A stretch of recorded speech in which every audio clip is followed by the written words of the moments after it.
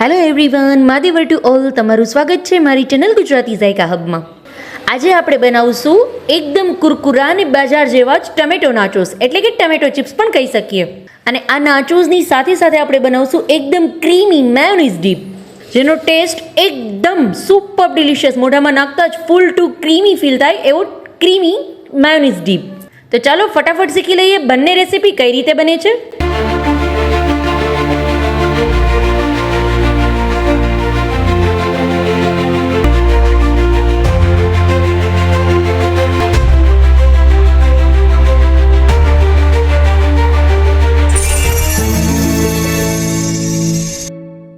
સૌથી પહેલા એના માટે હું ટમેટોની પ્યુરી 2 નંગ મેં ટમેટાને એકદમ સરસ ક્રશ કરી અને એને આ રીતે કોઈ પણ એક ચાણાની મદદથી ચાળી અને ગાળીને લીધેલું છે મેં પલ્પને. એટલે તમારી પાસે જો રેગ્યુલર ગળણી હોય તો એ પણ ચાલે. એને મેં 2 નંગ ટમેટાને એકદમ સરસ ફાઇન પલ્પ કરીને લીધેલા છે. સાથે સાથે એની અંદર હું 1 નંગ જેટલું લીંબુનો રસ એડ કરું છું. હવે એની અંદર આપણો જે રેગ્યુલર ઘઉંનો જે લોટ હોય, જે રોટલી બનાવીએ છીએ, એ જ લોટ હું એડ કરું છું. 1 બાઉલ જેટલો ઘઉંનો લોટ એડ કરું છું. પછી એવું લાગે કે આ થોડું લિક્વિડ છે, મતલબ ઢીલું છે હજી લોટ, તો એની અંદર થોડા પ્રમાણમાં લોટ ફરી પાછો એડ કરી દેવાનો. જેટલું પ્યુરીમાં સમાય એટલો લોટ તમારે એડ કરવાનો. એની અંદર 1 ચમચી જેટલી હિંગ એડ કરું છું, 1 ચમચી જેટલું કશ્મીરી લાલ મિર્ચ પાવડર, 2 ચપટી જેટલો હળદર પાવડર અને સ્વાદ પ્રમાણે મીઠું, અને 1 ચમચી જેટલો ઓનિયન પાવડર એડ કરું છું, જે રેડીમેડ તમને ઇઝીલી કોઈ પણ સ્ટોરની અંદર, પ્રોવિઝન સ્ટોરની અંદર મળી જશે. હવે આ બધાને એકદમ સરસ મિક્સ કરી અને આનો એક આપણે સોફ્ટ પણ નહીં અને બહુ કઠણ પણ નહીં, આપણો જે પરોઠાનું જે રીતનું ટેક્સચર હોય એ રીતનો આપણે આનો એક લોટ બાંધી લેશું. ફ્રેન્ડ્સ, એક વાતનું ખાસ ધ્યાન રાખવાનું, જ્યારે આપણે લોટ બાંધીએ છીએ તો લોટ બાંધતી વખતે આની અંદર પાણી બિલકુલ નહીં નાખવાનું. જેટલો મારી ટમેટાની પ્યુરીમાં લોટ સમાય એટલો જ લોટ આની અંદર હું એડ કરીશ અને એકદમ સરસ આપણે એનો લોટ બાંધી લેશું. મારો લોટ છે એ એકદમ સરસ બંધાઈ ગયો છે. એકદમ સરસ પ્રોપર જેટલો એને કન્સિસ્ટન્સી જોઈએ, મતલબ એકદમ કઠણ પણ નહીં, ઢીલો પણ નહીં, જોવો તમે આવો લોટ હોવો જોઈએ. એકદમ સરસ મારો લોટ છે એ બંધાઈ ગયો છે. હવે આ લોટમાંથી આપણે જે રેગ્યુલર રોટલી વણીએ છીએ એવી જ, નહીં જાડી કે નહીં એકદમ પતલી ખાખરા જેવી, એવું પણ નહીં. રેગ્યુલર જે આપણે રોટલીની થિકનેસ હોય છે એ થિકનેસમાં આપણે પહેલા બધાની રોટલી વણી લેશું. અમે આ રીતે બધી રોટલી મારી વણીને રેડી કરી લીધી છે. હવે એની સાઈડની કિનારી જે છે આપણે આ રીતે રિમૂવ કરી દેશું. પહેલા એકદમ સરસ પરફેક્ટ એને પહેલા સ્ક્વેર શેપ આપી દેશું આપણે. એન્ડ આ નાચોસની સાથે સાથે નાચોસ ડીપ ક્રીમી મેયોનીઝ પણ આપણે બનાવવાના છીએ લાસ્ટમાં, તો એ પણ તમારી સાથે શેર કરીશ કે કઈ રીતે ક્રીમી મેયોનીઝ બને છે. માટે વિડીયો લાસ્ટ સુધી જોજો. અને તમારે જે પણ શેપમાં ચિપ્સ તમારે બનાવવી હોય બનાવી શકો છો. હું અત્યારે ટ્રાયંગલ શેપમાં ચિપ્સ બનાવીશ, એટલે એકદમ સરસ નાચોસ જેવો લુક આવશે. એટલે બાળકોને જોઈને જ મન થઈ જશે કે વાહ.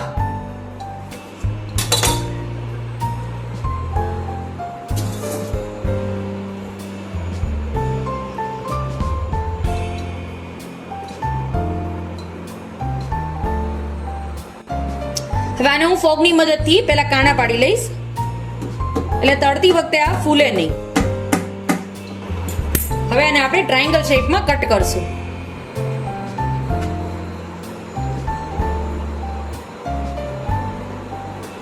આ રીતે.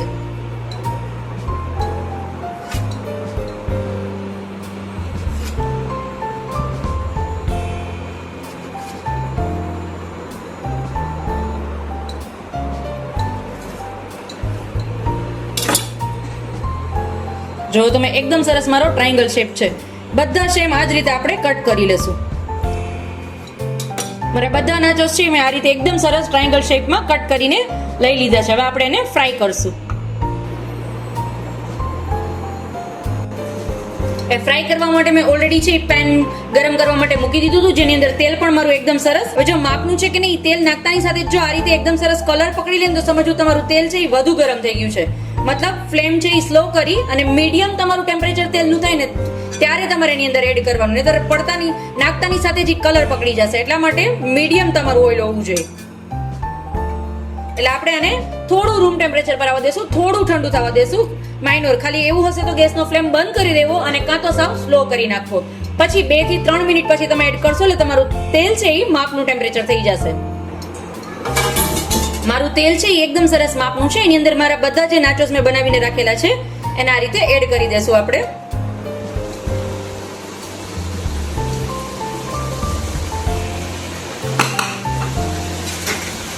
આ રીતે જારાના મદદથી આપણે છૂટા કરી લેશું.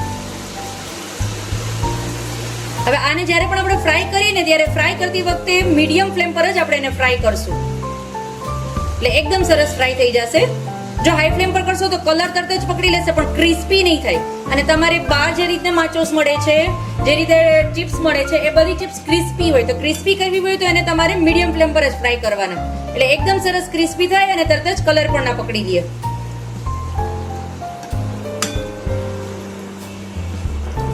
મારા નાચોસ છે એ બધા એકદમ સરસ ફ્રાય થઈ ગયા છે. આ જ રીતે હું બધા નાચોસ પહેલા ફ્રાય કરી લઈશ. હવે ઇન્સ્ટન્ટ મેયોનીઝ બનાવવા માટે આ રીતે હું બાફેલું બટેટું છે, એક નંગ બટેટાને આ રીતે હાથની મદદથી એકદમ સરસ મેશ કરી લઈશ પહેલા, અને આપણે એડ કરી દેશું.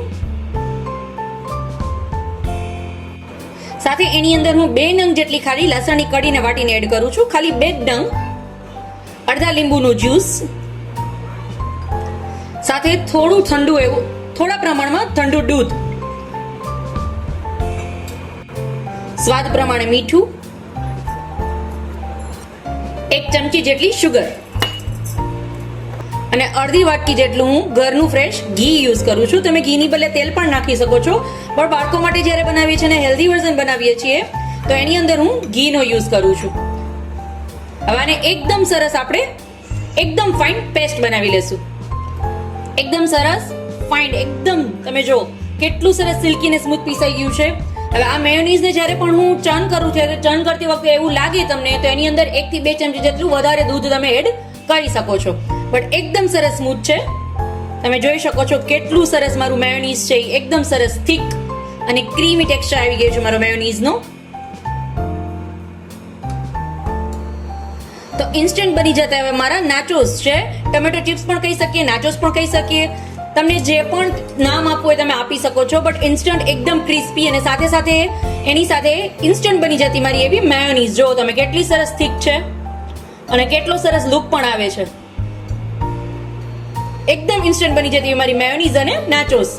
હવે જો તમે આની અંદર મસાલો છાંટીને પણ ખાવા માંગો છો, સ્પાઇસી કરવા માંગો છો તો તમે આને સ્પાઇસી પણ કરી શકો છો. આની અંદર ચાટ મસાલો અને મરચાંનો ભૂક્કો ઉપરથી સ્પ્રિંકલ કરી શકો છો. બટ બાળકોને જ્યારે તમે આપો છો અને સ્પાઇસી નથી કરવું તો ડાયરેક્ટ પણ તમે આને એન્જોય કરી શકો છો. તો ફરી મળીશું આવી જ રીતે એક અવનવી રેસીપી સાથે. ત્યાં સુધી આવજો ફ્રેન્ડ્સ. Mahadev to all.